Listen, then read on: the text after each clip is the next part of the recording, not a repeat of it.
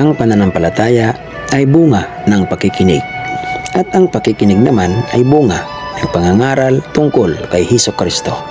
16 na kabanata ng Mateo. Hininga ng tanda si Hesus. Lumapit kay Hesus ang ilang Pariseo at Saduceo. Upang siya'y subukin, humingi sila sa kanya ng isang himala mula sa langit. Ngunit sinabi ni Hesus sa kanila, Kapag dapit hapon, ay sinasabi ninyo, magiging maganda ang panahon dahil maaliwalas ang langit. At kapag umaga naman, sinasabi ninyo, uulan ngayon dahil madilim ang langit.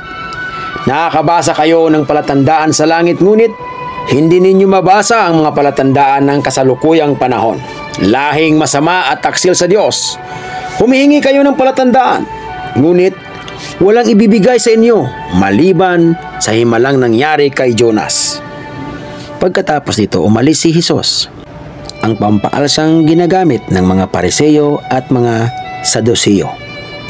Nang tumawid sa ibayo ang mga alagad, nakalimutan nilang magdala ng tinapay. Sinabi ni Hesus sa kanila, Mag-ingat kayo sa mga pampaalsang ikinakalat ng mga Pariseo at mga Saduceo. Nag-usap-usap ang mga alagad. Wala kasing tayong dalang tinapay, kaya sinasabi niya iyon. Alam ni Hesus ang pinag-uusapan nila, kaya't sila ay tinanong, Bakit ninyo pinag-uusapang wala kayong dalang tinapay?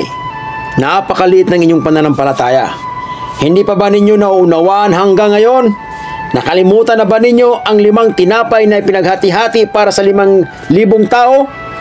Ilang kaing na tinapay ang lumabis? Gayon din ang 7 tinapay para sa 4,000. Ilang kaing na tinapay ang lumabis? Hindi tungkol sa tinapay ang sinasabi ko nang sabihin ko sa inyong mag-ingat kayo sa pampaalsang ikinakalat ng mga Pariseo at mga Saduceo. Hindi ba ninyo nauunawaan ito? At naunawaan nila na sila'y pinag-iingat niya sa mga katuruan ng mga Pariseo at mga Saduceo at hindi sa pampaalsang ginagamit sa tinapay. Ang pahayag ni Pedro tungkol kay Hesus. Nang dumating si Hesus sa bayan ng Cesarea ng Pilipos, tinanong niya ang kanyang mga alagad, Sino raw ang anak ng tao ayon sa mga tao? At sumagot sila, Ang sabi po ng ilan, kayo si Juan na tagapagbautismo. Sabi po naman ng iba, kayo si Elias. At may nagsasabi pong, kayo si Jeremias o isa sa mga propeta. Tinanong ulit sila ni Hesus, Ngunit, para sa inyo, sino ako? Sumagot si Simon Pedro, Kayo po ang Kristo, ang anak ng Diyos na buhay. Sinabi sa kanya ni Hesus, Pinagpala ka Simon na anak ni Jonas, sapagkat ang katotohanan ito'y hindi inihayag sa iyo ng sinumang tao, kundi ng aking Ama na nasa langit. At sinasabi ko sa iyo, ikaw ay Pedro, at sa ibabaw ng batong ito ay itatayo ko ang aking iglesia, at ang kapangyarihan ng kamatayan ay hindi magtatagumpay laban sa kanya. Ibibigay ko sa iyo ang mga susi ng kaharian ng langit.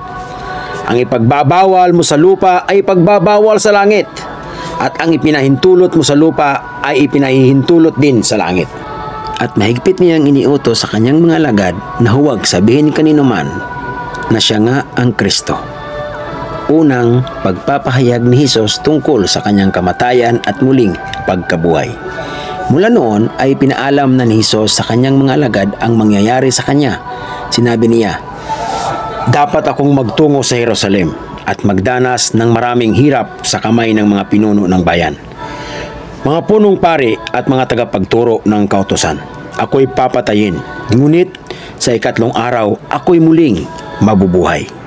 Dinala siya ni Pedro sa isang tabi at pinagsabihan, Panginoon, huwag nawang itulot ng Diyos, kailanman hindi yan mangyayari sa iyo. Ngunit hinarap siya ni Hesus at sinabihan, Lumayo ka, Satanas, hadlang ka sa aking landas.